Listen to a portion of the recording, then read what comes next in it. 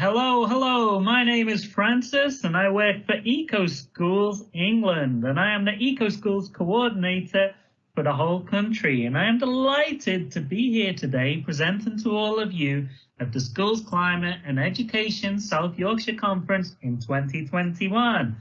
And my job today is to introduce a little bit about the Eco Schools programme and then encourage all of you to get involved and think about how you can protect the planet from your schools.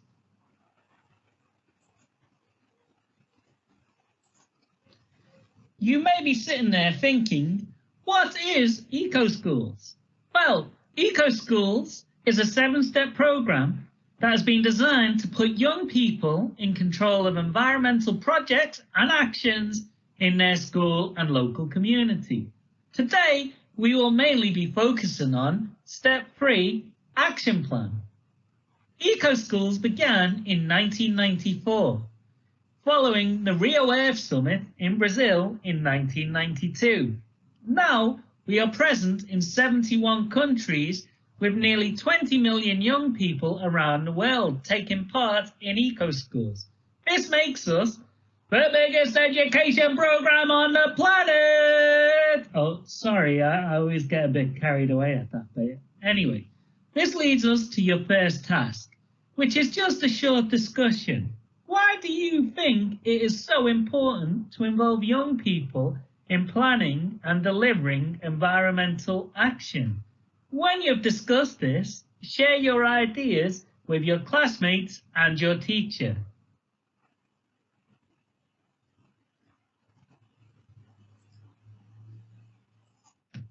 Okay, I hope you've had a chance to share your discussion with your classmates and your teacher. And now here are some of my reasons why young people should be involved in environmental action in school. My first reason, and I'm very sorry about this, teachers, but it's true, young people have the very best ideas for environmental projects. Take, for example, the photo you can see on screen. This is from a school in Ipswich, and pupils at this school were tired of their parents buying herbs wrapped in plastic from the supermarket. So they decided to do something about it. They created a herb garden in their school so that when parents came to pick their children up, they could snip off some tasty herbs to add to their dinner that night. I think that is a pretty smart idea. And to make it even better, the QR codes you can see next to each of the herbs link to tasty recipes using those herbs. Absolutely perfect. My second reason is nice and simple. Environmental action is really fun. My third reason, our planet needs everybody's help. We're all in it together and young people can make a huge difference. My fourth reason is it teaches young people to care for the planet now, and then they can use that knowledge in the future when they are grown up to carry on caring for it. And my last reason, and most obvious of all, is it's your planet too, so you should have some say in protecting it.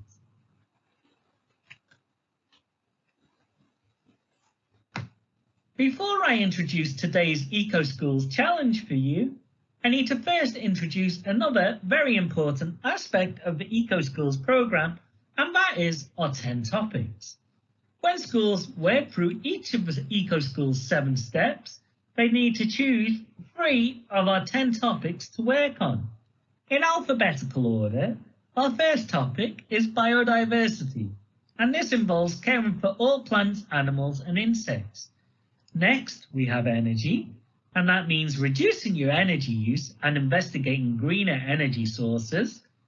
Global citizenship involves working with others on local and global issues. Healthy living is improving your mental and physical well-being. Litter is a topic very close to our hearts, as Keep Britain Tidy run Eco Schools in England, and this is basically reducing the amount of litter in your local area. Our most recent topic is marine, and this is protecting all rivers, canals, lakes and oceans and the life that lives within them. Next up we have school grounds, and this is a very popular topic, and that is enhancing where you work and play with an environmental twist. Transport is next, and we encourage you to think about more environmentally friendly ways to travel. Waste focuses mainly on the 5 Rs, which are refuse, reduce, reuse, repair, and recycle. And last but not least is water. And this is protecting and preserving our most important natural resource. Now, a question the EcoSchools team regularly get asked is, why do you not have a climate change or climate crisis topic? And my next task for you is to discuss this. Why do you think we don't have a climate change topic? The answer will be revealed on the next slide.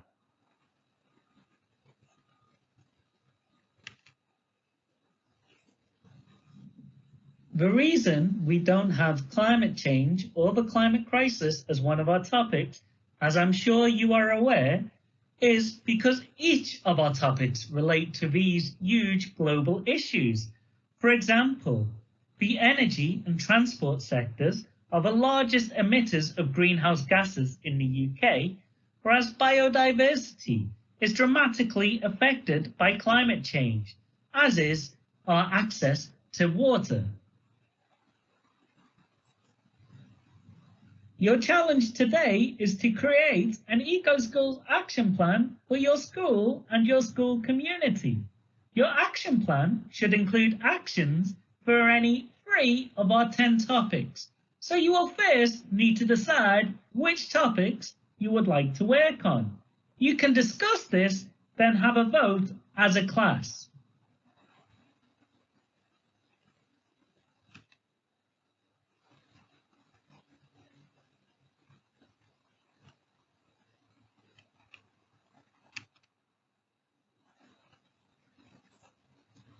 Okay, by now you should have decided on the 3 topics you would like your school and its community to focus on.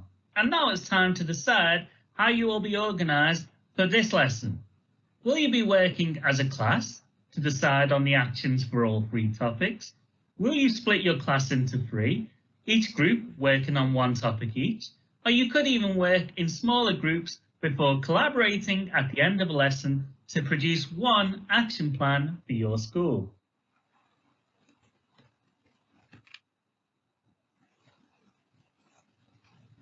As you know, I am the EcoSchools coordinator for all of England. And this means I have seen many successful action plans from Green Flag EcoSchools throughout the country. So before I share details of what you need to include in your action plan, I first have some advice for you. My first piece of advice is to be specific. Avoid saying things like install bug hotels in school, and instead say things like install 5 bug hotels in school. This means that you will know when your action has been a success and give you a chance to celebrate. My next piece of advice is to be ambitious, but also be realistic. If your actions are too ambitious, they might become unachievable. And this means your progress will falter. It is better to do small things well than to do big things poorly or not at all. My third piece of advice leads directly from my last piece of advice, and that is, don't be afraid to make changes to your action plan. For example, if you plan an action and then realize you won't be able to implement it, change it. Likewise, if you plan an action and you are able to implement it really quickly, then consider adding additional actions. Next, appreciate simple projects and small changes. Things like recycling crisp packets can be just as exciting and effective as some of the larger projects we see.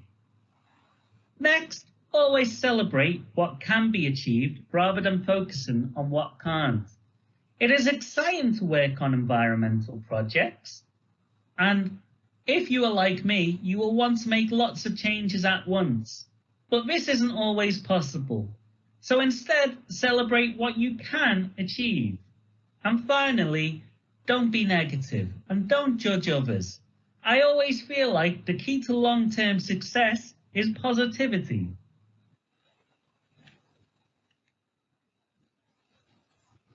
Okay, next I'm going to share details of what you should include in your action plan task today. Listen carefully.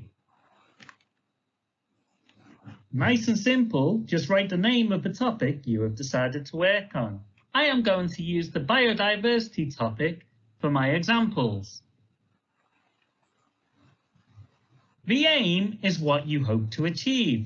For example, I might say increase biodiversity within our school grounds. Write one action that can be completed in school. For example, I might write, create a wildflower area next to the school canteen.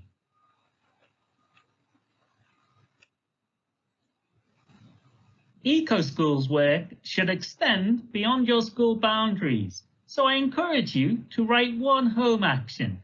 Your home action might be something like send instructions to pupils for creating book hotels at home.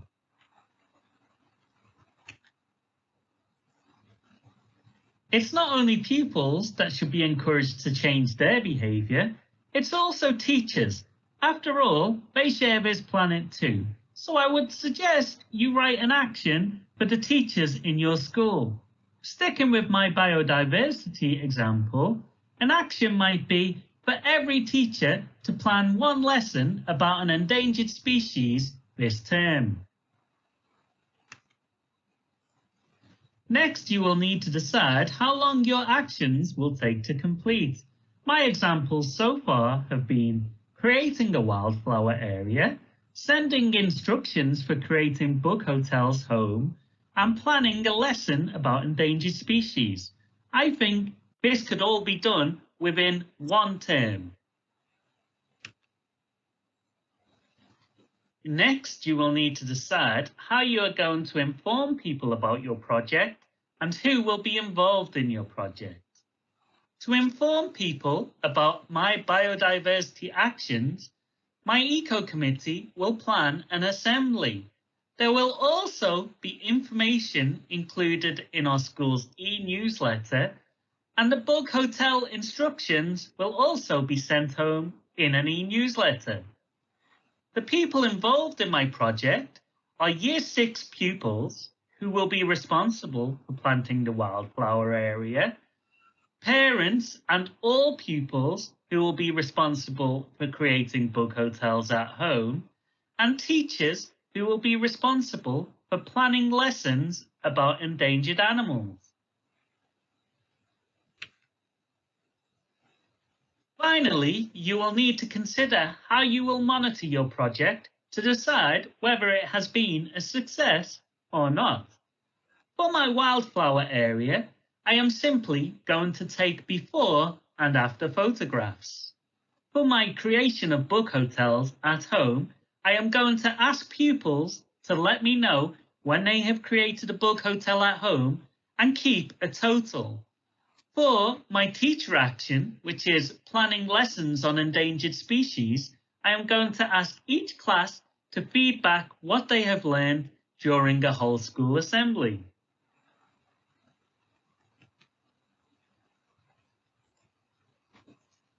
Thank you so much for participating in this EcoSchools lesson. Hopefully, you now know a little bit more about the EcoSchools program and why we think it is so important for young people to be involved in environmental action. You should also have an action plan working on 3 of our 10 topics, which should help you and your school make a positive difference to the world we all live on and love. Who knows, I might be speaking to you again soon when you achieve an EcoSchools Green Flag Award. Thank you.